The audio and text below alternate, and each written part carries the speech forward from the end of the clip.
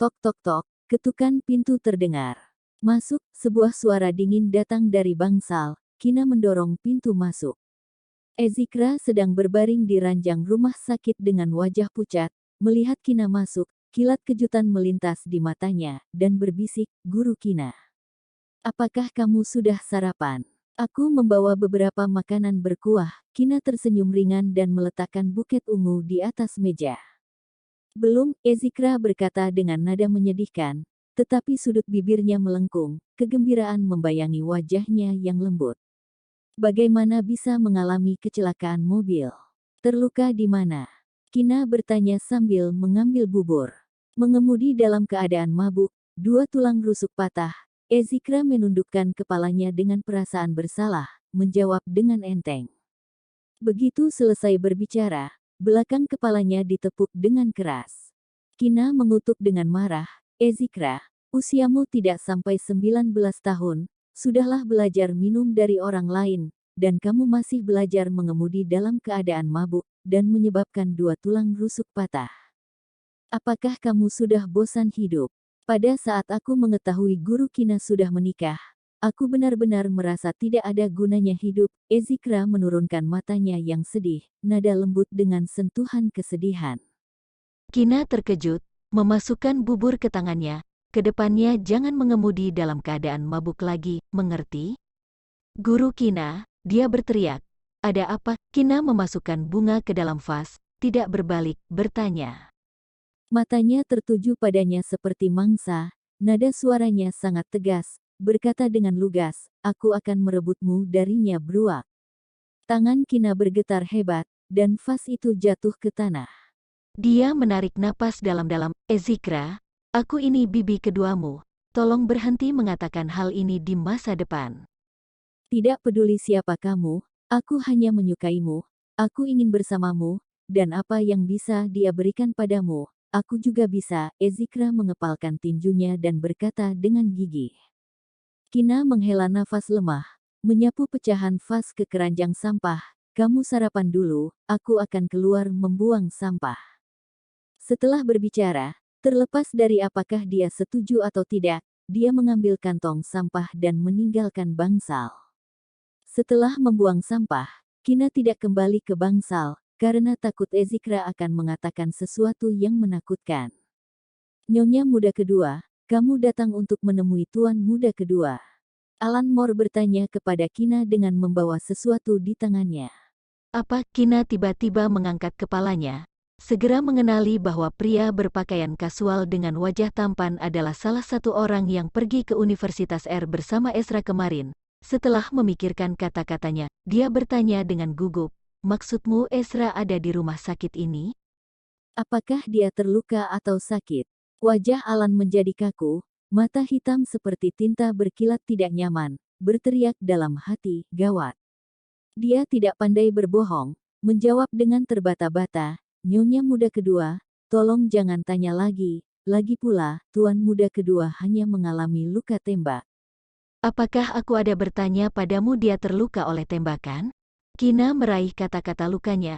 Aku, Alan menggertakkan giginya dan mengaku, "Tuan muda kedua terluka. Dia tidak memberitahu nyonya muda kedua karena dia tidak ingin kamu mengkhawatirkannya. Karena kamu sudah tahu sekarang, maka ikutlah denganku." Kina mengikutinya dengan wajah pucat, memikirkan tadi malam dia bergegas kembali ke Elysium, bagaimana dia bisa terluka? "Tidak ada yang bisa aku katakan tentang ini. Kamu lebih baik bertanya kepada tuan muda kedua nanti." Alan berpegang pada prinsip berbicara lebih sedikit agar tidak membuat kesalahan, dan dengan tegas menolak untuk menjawab pertanyaannya. Di pintu bangsal, dia menoleh, memasukkan kantong ke tangan Kina. "Nyonya muda kedua, ini sarapan tuan muda kedua, aku harus pergi lebih dulu." Jika tuan muda kedua tahu bahwa berita lukanya bocor dari mulutnya dan diketahui oleh nyonya muda kedua, maka pasti akan membunuhnya segera. Kina membuka pintu bangsal dengan pelan, melihat Ezra berbaring di ranjang rumah sakit dengan mata tertutup, wajahnya yang tampan, bersudut dan dalam sekarang terinfeksi menjadi kulit putih pucat yang rapuh. Napasnya sesak, jantungnya berdenyut-denyut. Ezra mendengar langkah kaki bukan milik Alan, Tiba-tiba membuka matanya yang tajam, melihat itu adalah Kina. Matanya bersinar karena terkejut. Siapa yang memberitahumu? Dia bertanya dengan acuh tak acuh seperti biasa. Aku di luar bertemu dengan bawahanmu, dia mengira aku datang untuk menjengukmu, jadi bertanya, barulah aku tahu kamu terluka. Mata Kina sedikit merah, saat mendengar berita tentang cederanya, entah kenapa dia sangat panik. Kamu datang menjenguk teman di rumah sakit. Ezikra kecelakaan mobil, dan dia ada di rumah sakit ini juga. Bagaimana kondisinya? Suara Ezra sedikit tegang.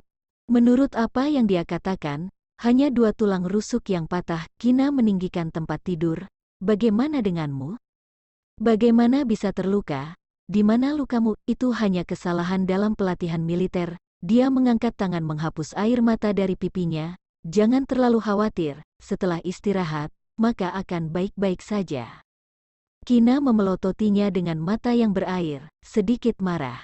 Meskipun kamu terluka pada saat itu dan tidak ingin aku mengkhawatirkannya, kemudian tidak memberitahuku, tetapi setidaknya kamu harus memberitahuku saat sudah keluar dari masa kritis. Bagaimanapun juga, aku ini istrimu, alhasil, aku malah mengetahui cederamu dari mulut orang lain.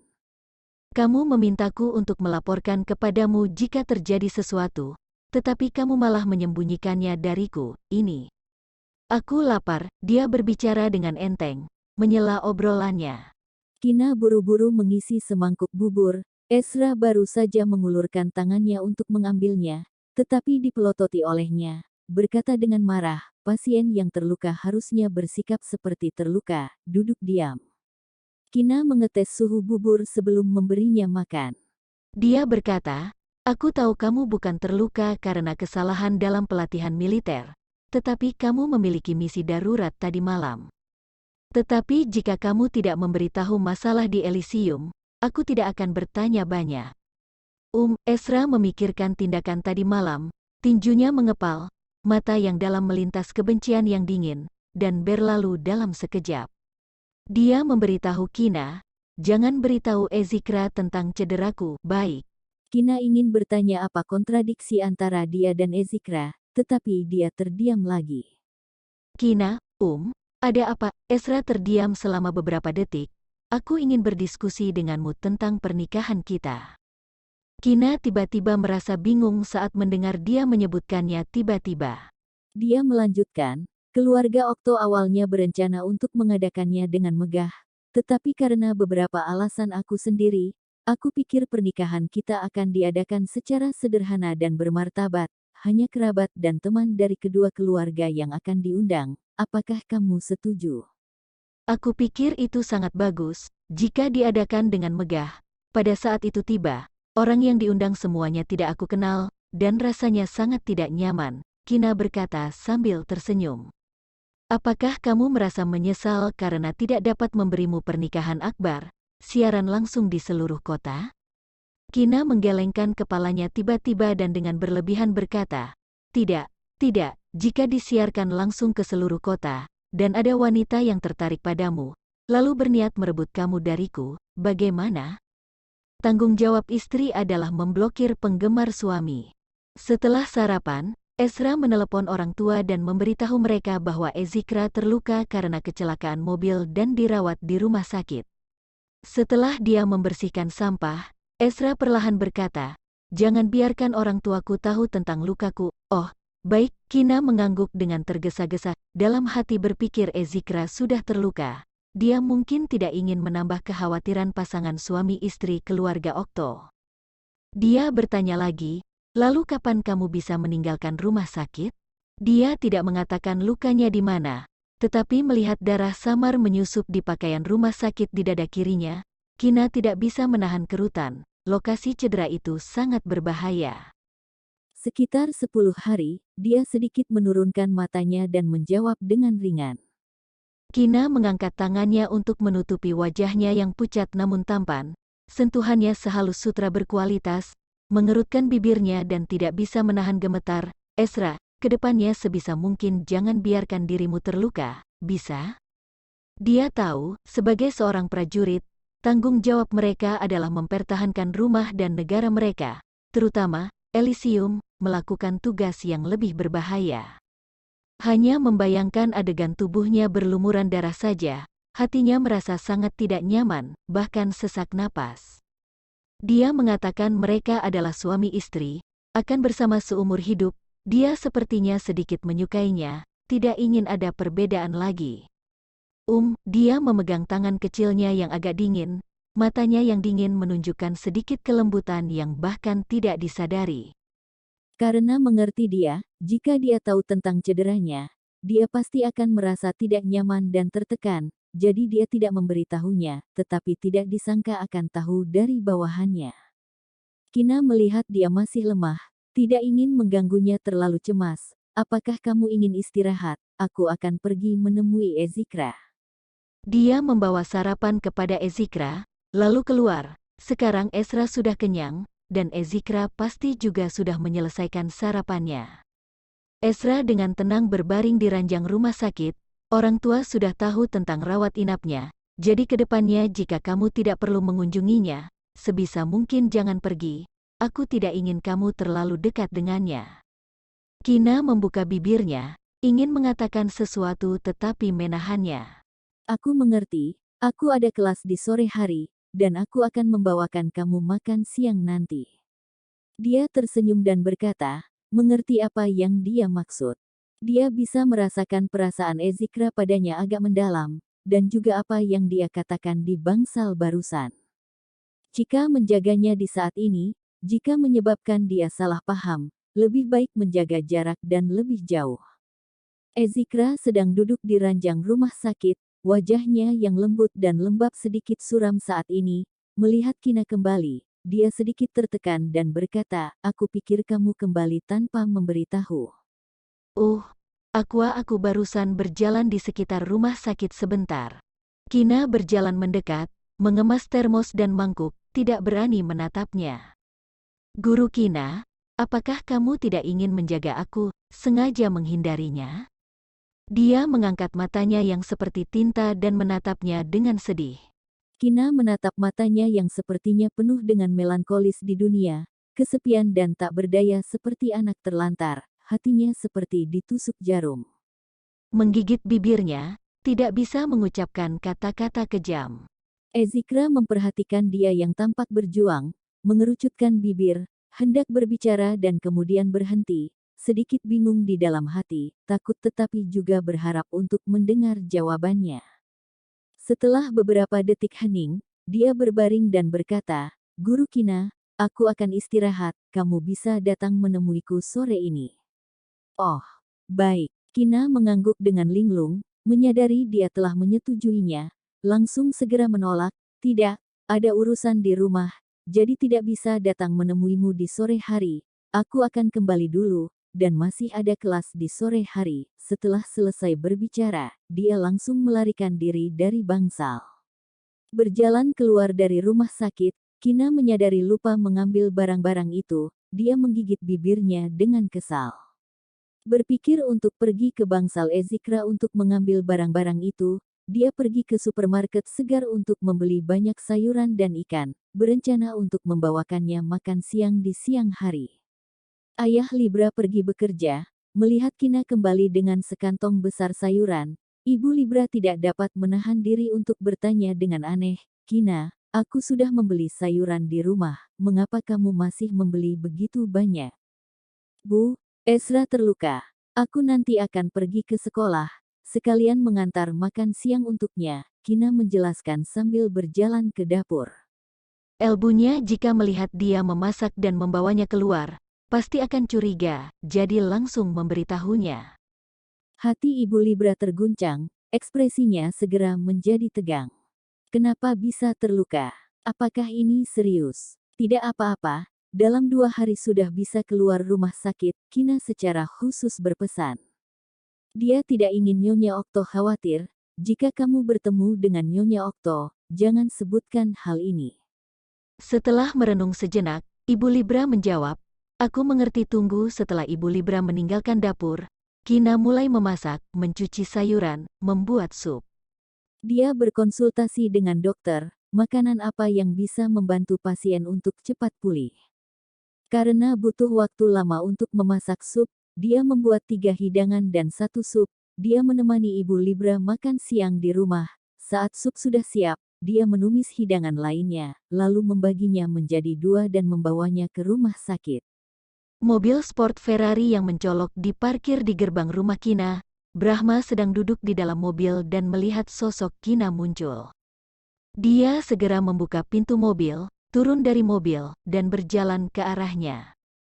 Guru Libra, Dik Brahma, ada apa? Kina bertanya dengan waspada dengan kelopak matanya berkedut. Karena skandal yang meledak kemarin, dan bocah yang sudah besar di depannya ini kebetulan adalah salah satu pemeran utamanya, jadi dia lebih waspada. Bibir tipis dan indah Brahma memancarkan sedikit kepahitan dan rasa sakit, matanya yang dingin dan indah seperti obsidian memancarkan sentuhan kesedihan, matanya terkulai, membuat orang tidak bisa melihat emosinya. Setelah beberapa saat, dia berkata dengan nada dingin, tidak sombong atau rendah hati. Aku di sini untuk meminta maaf kepada Guru Libra, karena pengakuan aku yang begitu terbuka, memberi keuntungan dan kesempatan kepada orang-orang yang berniat buruk, sehingga Guru Libra didorong ke garis depan dari opini publik. Guru Libra, terimalah permintaan maafku, pria itu membungkuk padanya dengan busur 90 derajat. Sebelum kemarin, dia tidak percaya bahwa Kina sudah menikah. Sampai kemarin, Tuan Muda kedua Okto maju untuk mengklarifikasi rumor. Semua masyarakat kelas atas tahu bahwa keluarga Okto sangat mementingkan pernikahan Tuan Muda kedua Okto. Siapa yang berani mendapatkan istri kecil Tuan Muda kedua Okto, bukankah itu sedang mencari kematian? Meskipun menyukainya, dia tidak memiliki kebiasaan berbagi wanita dengan orang lain. Guru menerima permintaan maaf kamu, dan juga berharap teman belajar benar-benar berhenti memikirkan aku dari lubuk hati. Kina tersenyum saat melihat tubuhnya bergetar, dan berkata, Remaja sedang bertumbuh, guru bisa mengerti, ada banyak gadis hebat di sekolah yang bisa dipilih. dan kamu masih sangat muda, tapi jika kamu tidak bisa memperlakukan satu sama lain dengan tulus, guru berharap kamu bisa menaruh pikiran ini di studi kamu. Semakin kamu hebat, gadis yang bisa berpasangan denganmu di masa depan, pasti akan semakin hebat dan cantik. Wajah Brahma menjadi pucat, matanya sedikit panas, karena kata-katanya, dan terlebih lagi karena dia adalah wanita yang dia sukai untuk pertama kalinya, tetapi dia adalah milik orang lain. Tidak berdamai dan enggan, tetapi harus melepaskan. Menekan sensasi robek yang tiba-tiba di lubuk hatinya, dia berkata dengan suara serak, Aku tahu, Guru Libra, bisakah aku memeluk kamu sebentar? Kina baru saja ingin menolak. Brahma langsung melangkah maju, memeluknya, dan dengan cepat mundur, suaranya yang acuh tak acuh mengungkapkan jejak keengganan. Guru Libra, mulai sekarang, aku akan menyembunyikan perasaan suka padamu secara mendalam. Tidak akan membuat kamu dalam masalah lagi. Apa yang terjadi kemarin sudah berlalu. Guru berharap teman belajar Dik Brahma tidak perlu terlalu memikirkannya. Kina berkata. Guru Kina mau pergi kemana? Aku akan mengantarmu. Brahma dengan wibawa membuka pintu kopilot untuknya. Tidak menunggu dia menolak, Brahma langsung berkata dengan tegas, jika Guru Libra tidak memberi aku kesempatan ini untuk menebusnya, maka aku tidak akan bisa tenang. Baiklah, rumah sakit Hermon. Kina menghela nafas tak berdaya dan memberitahu alamatnya. Brahma mengantar Kina tiba di pintu masuk rumah sakit, lalu pergi. Di koridor rumah sakit, Kina bertemu dengan Nyonya Okto yang anggun, menebak dia seharusnya datang untuk menemui Ezikra. Melangkah maju dan menyapa, Nyonya Okto, Kina, kamu memanggilku apa? Kalenia bertanya dengan ekspresi pura-pura, meskipun dia hampir berusia 60 tahun, dia terawat dengan baik, dan perubahan tahun hampir tidak meninggalkan bekas apapun di wajahnya, tetapi malah menambahkan kedewasaan dan pesona mulia yang elegan. Petik 2. Kina memanggil sambil tersenyum. Kalenia tersenyum puas, memperhatikan dia memegang sesuatu di tangannya, berkata dengan santai, kamu di sini untuk melihat Ezikra si bocah tengik itu kan? Iya, karena aku sedang dalam perjalanan ke sekolah. jadi aku membawakannya makan siang, Kina menjawab, menurunkan matanya. Kalenia melihat dia membawa 2 porsi makan siang. Apakah kamu punya teman lain juga yang dirawat di rumah sakit? Ah, Kina terkejut, takut dia akan menyadari bahwa Ezra juga ada di rumah sakit ini, dengan cepat menemukan alasan. Tidak, ini punyaku. Aku membawa makan siang ke sekolah. Kalau begitu terima kasih telah membawakan makan siang untuk Ezikra. Kalenia menghela nafas sambil memegang tangan Kina, berkata dengan sedih. Anak Ezikra ini memiliki kesalahpahaman yang mendalam dengan tuan muda kedua. Jika dia mengatakan hal-hal yang buruk, jangan masukkan ke hatimu. Tampak seperti ingin mengatakan sesuatu, tetapi melirik Kina sekilas, kemudian berhenti lagi. Apakah ibu sudah mencoba membantu mereka menyelesaikan kesalahpahaman mereka? Kina bertanya ragu-ragu. Ternyata ada kesalahpahaman antara paman dan keponakannya. Tidak heran Ezikra menatap Ezra dengan penuh kebencian dingin di matanya. Tuan muda kedua demi melindunginya, jadi bersedia membiarkan dia salah paham. Nada dering ponsel menginterupsi perkataannya. Kalenia melirik si penelepon, mengucapkan beberapa patah kata kepada Kina, dan pergi. Kina tidak ingin Ezikra tahu bahwa Ezra juga ada di rumah sakit ini, jadi dia menitip 1 porsi makan siang di konter perawat, kemudian berjalan menuju bangsal Ezikra dengan 1 porsi makan siang lagi. Nenek, kenapa kamu begitu cepat? Mendengar suara pintu terbuka, Ezikra menoleh dan melihat Kina, suaranya berhenti tiba-tiba. Aku akan pergi ke sekolah, karena sejalan, jadi aku membawakan kamu makan siang, Kina menjelaskan dengan tenang. Mengeluarkan makanan dari kotak pengawet panas, lalu mengatur dengan tenang, menyajikan nasi dan sup, lalu memberikan sumpit padanya. Ezikra pulih dari keterkejutannya, memakan 1 gigitan sayur dan bertanya dengan gembira, Guru Kina, apakah kamu sendiri yang membuat makan siang ini? Tidak, tidak, ibuku yang memasaknya. Kina berbohong, takut dia berpikir terlalu banyak.